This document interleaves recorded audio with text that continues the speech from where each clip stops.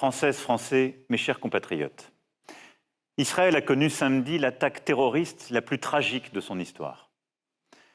Le Hamas a exécuté un plan qui, par son ampleur, sa barbarie, son bilan humain, n'a pas de précédent. Tout un pays a été surpris à l'aube par des tirs et une invasion aussi soudaine que sanguinaire. Des centaines de nourrissons, d'enfants, de femmes, d'hommes ont été pourchassés, enlevés, assassinés, pris en otage. Des massacres de kibboutz, des villages entiers décimés, une haine meurtrière aveugle, un déchaînement de cruauté absolue.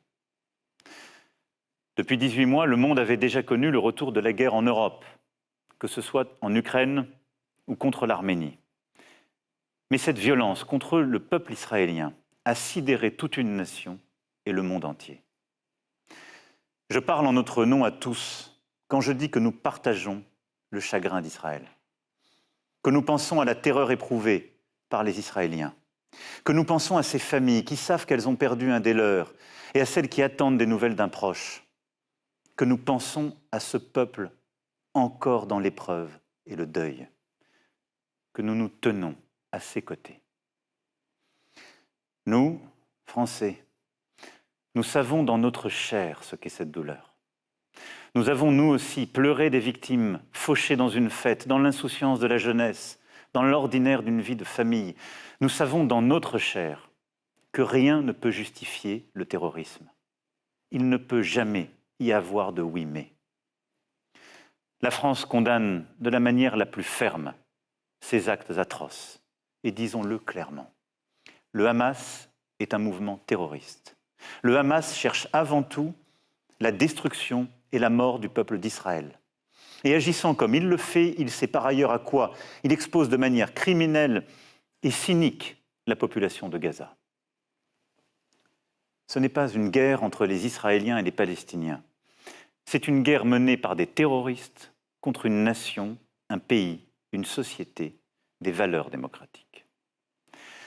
Nous avons assuré Israël et son peuple de notre solidarité sans faille et de notre soutien dans sa réponse légitime aux actes terroristes. Israël a le droit de se défendre en éliminant les groupes terroristes, dont le Hamas, par des actions ciblées, mais en préservant les populations civiles, car c'est là le devoir des démocraties. Nous savons que la seule réponse au terrorisme, la seule possible, est toujours une réponse forte et juste. Forte parce que juste. Nous sommes aussi liés à Israël par la douleur du deuil. À cette heure, 13 de nos compatriotes sont morts lors de ces attaques. Jamais, depuis l'attentat de Nice en 2016, autant de Français n'avaient été assassinés par des terroristes. Et ce sont tous les Français qui ce soir les pleurent. Comme nous nous inquiétons pour le sort de nos 17 compatriotes, enfants et adultes, portés disparus et sans doute, pour certains d'entre eux, retenus en otage. Je pense ce soir aux familles.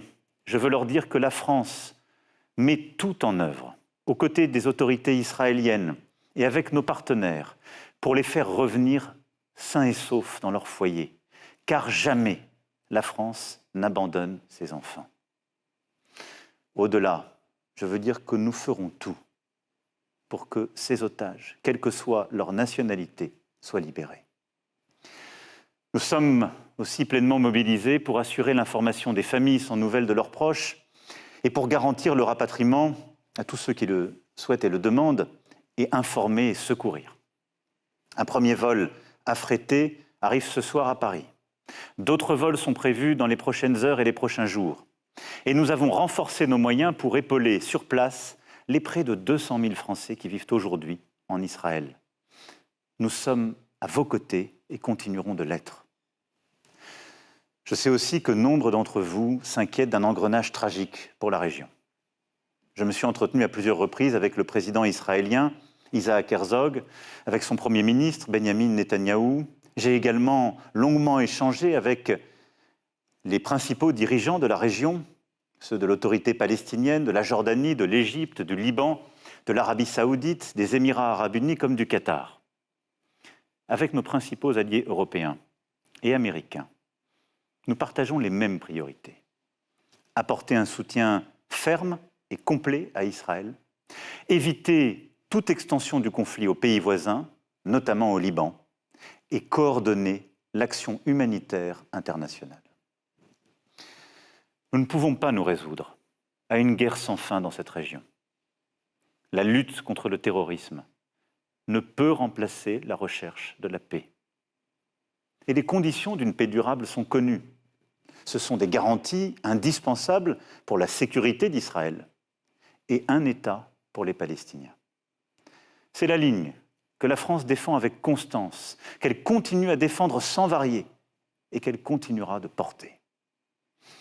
Je le redis, la sécurité de l'État d'Israël, la lutte résolue pour l'éradication du terrorisme dans la région et le respect des aspirations légitimes de chacun forment pour nous un ensemble indissociable. Et ceux qui confondent la cause palestinienne et la justification du terrorisme commettent une faute morale, politique et stratégique. Forte de sa clarté et de sa constance, la France a la responsabilité d'agir toujours pour la paix et le dialogue. Elle le fera. Mes chers compatriotes, cet événement est un séisme en Israël, au Proche-Orient et bien au-delà. Cette barbarie heurte profondément la conscience humaine universelle. Et elle touche plus particulièrement nos compatriotes de confession juive. Notre premier devoir est d'assurer leur sécurité et celle de tous nos concitoyens sur le sol national et de ne laisser prospérer aucune parole, aucun acte antisémite, aucune stigmatisation. Je sais l'inquiétude, la peur parfois qu'il y a en ce moment même chez beaucoup d'entre vous, et je veux le redire ce soir. La République sera là pour vous protéger et elle sera impitoyable avec tous les porteurs de haine. Dès samedi, j'ai demandé au gouvernement de renforcer nos mesures de protection des écoles, des lieux de culte et de culture. 582 d'entre eux ont vu leur sécurisation accrue. 10 000 policiers et gendarmes sont mobilisés. Et nos armées sont engagées dans le cadre de l'opération Sentinelle. Les procureurs ont reçu l'instruction de poursuivre avec la plus grande sévérité les actes antisémites et les apologies du terrorisme. Nous sommes d'une vigilance absolue aussi face aux expressions de haine sur les réseaux sociaux et évidemment à la menace terroriste. Mais notre devoir, dans ce moment que nous vivons, est de rester unis comme nation et comme République. C'est ce bouclier de l'unité qui nous protégera de tous les débordements, de toutes les dérives, de toutes les haines. Souvenons-nous de toutes les graves crises que nous avons traversées ensemble. Souvenons-nous de la façon dont nous avons fait bloc chaque fois face au terrorisme. Je sais, je le disais, la peur de nos compatriotes de confession juive, que cette résurgence là-bas de la violence antisémite soit le prétexte ici de paroles, d'injures, d'actes qui les viseraient. Et je mesure aussi l'inquiétude de nos compatriotes de confession musulmane que les amalgames l'emportent sur la raison. Nous combattons et combattrons toujours pour que nul sur notre sol n'ait peur. Ni suspicion, ni division entre nous ne doivent exister au sein de la nation. Gardons à l'esprit que l'antisémitisme a toujours été le prélude à d'autres formes de haine. Un jour envers les Juifs, le lendemain envers les chrétiens, puis les musulmans, puis toutes celles et ceux qui sont encore l'objet de haine en raison de leur culture, leur origine, leur genre. Ne menons pas chez nous des aventures idéologiques par imitation, par projection. N'ajoutons pas, par illusion ou par calcul, des fractures nationales aux fractures internationales. Et ne cédons rien face à toute forme de haine. Dans ce moment que nous vivons, mes chers compatriotes, nous devons condamner le terrorisme et défendre nos valeurs de fraternité et de laïcité. C'est le sens même de la rencontre que j'ai initiée tout à l'heure avec l'ensemble des responsables de partis politiques représentés au Parlement et les présidents des 3 chambres constitutionnelles. Ce fut un échange de respect, du pluralisme, de la diversité des opinions, mais surtout de concorde et d'unité. Cette unité républicaine est une force pour nous-mêmes, pour notre cohésion et pour pouvoir porter la voix singulière et universelle qu'est celle de la France. Je vous le demande ce soir, restons unis. Unis pour nous-mêmes, unis pour porter ensemble un message de paix et de sécurité pour le Proche-Orient. C'est ainsi que nous serons à la hauteur de notre propre histoire, celle d'une république qui protège chacun et d'une nation qui défend l'idéal de paix. Je nous fais confiance pour cela. Vive la République, vive la France.